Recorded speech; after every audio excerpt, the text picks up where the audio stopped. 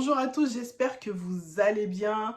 Pour ceux qui ne me connaissent pas, je me présente, je suis Santadine et je suis ravie de vous accueillir sur cette chaîne. Aujourd'hui, c'est vraiment quelque chose de spontané, de pas forcément préparé, mais j'avais envie de partager avec vous quelque chose qui me touche particulièrement. Et il s'agit en fait tout simplement de prendre conscience de la place du parent solo, du parent célibataire au sein de l'Église.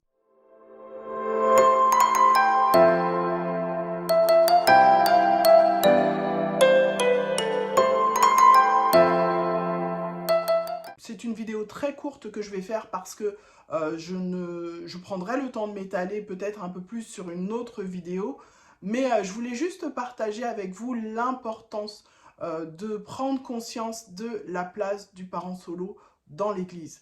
On va beaucoup parler des parents célibataires dans les églises, on va parler des difficultés qu'ils vont rencontrer, des galères, des besoins de conseils, des besoins d'assistanat, etc., etc. Et je trouve que c'est bien parce que effectivement, dans beaucoup d'églises, les parents célibataires sont mis de côté, voire même totalement méprisés. Pour l'avoir moi vécu, c'est très très très difficile. Ensuite, il ne faut pas perdre de vue qu'être parent célibataire n'est pas une punition, ce n'est pas non plus une malédiction, c'est une situation de vie temporaire que Dieu peut utiliser pour bénir les autres et pour également faire son œuvre au travers de cette situation. Pour mon expérience personnelle, il m'a été clairement dit que je ne pourrais pas rentrer pleinement dans mon ministère tant que je ne serais pas mariée. Et ça, je veux vous le dire, ce n'est pas le mariage qui ouvre les portes du ministère, mais c'est Dieu qui ouvre les portes du ministère. Et le mariage n'a rien à voir avec l'appel que Dieu a mis sur votre vie en tant que parent célibataire. Vous pouvez servir Dieu, vous pouvez répondre à votre appel sans pour cela être marié. Parce que ça pourrait nous amener à penser que le mariage est un des éléments qui permet à un parent célibataire d'entrer pleinement dans son appel. Or, c'est complètement faux. Le ministère du parent célibataire commence maintenant. C'est-à-dire que c'est dans sa relation avec Dieu, dans son intimité avec Dieu, dans sa soif de la parole de Dieu. C'est dans ces choses-là que le parent célibataire va commencer à grandir et va mettre ses premiers pas dans son ministère. Maintenant, il y a des ministères, de ce que j'ai compris, qui vont effectivement nécessiter un soutien et un support particulier. Et ce soutien et ce support, on va le retrouver plutôt dans le mariage. Mais pour autant, nous ne devons pas rester obtus sur le fait qu'un parent célibataire peut être une source extraordinaire. Et je veux vraiment encourager des parents qui aujourd'hui se disent que ils ne peuvent pas faire grand-chose dans l'église ou ils ne peuvent pas entrer pleinement dans leur ministère tant qu'ils ne sont pas mariés. C'est un mensonge de l'ennemi et vraiment, vraiment, vraiment, je veux vous encourager à ne pas croire à cela parce que ça n'est pas vrai.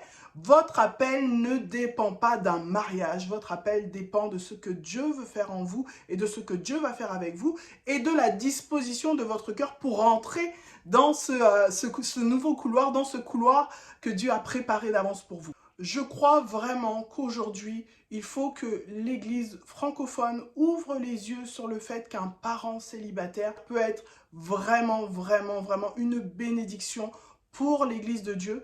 Et je sais qu'il y a des églises dans la francophonie qui ont cette conscience, mais je fais un appel un petit peu aujourd'hui pour ouvrir les yeux des églises qui n'ont pas encore compris que être parent célibataire n'est pas une malédiction.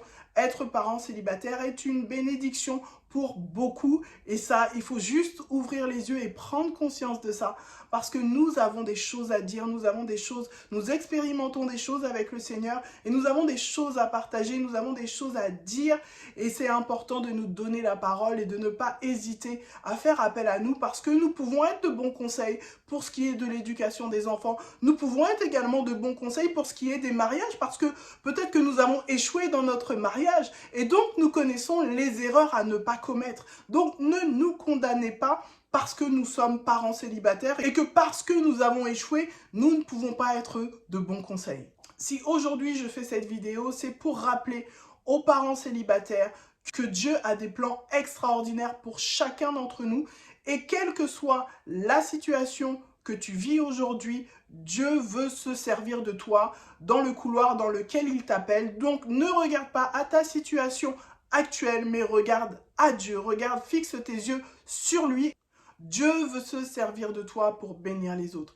Et Dieu t'a mis sur cette terre pour que tu sois une bénédiction dans ta génération. Alors accroche-toi, ne perds pas de vue ce que Dieu a dit de toi, parce qu'il a dit que tu seras la tête et non la queue, que tu seras toujours en haut et que tu ne seras jamais en bas. Alors lève-toi et sois cet instrument puissant pour son royaume.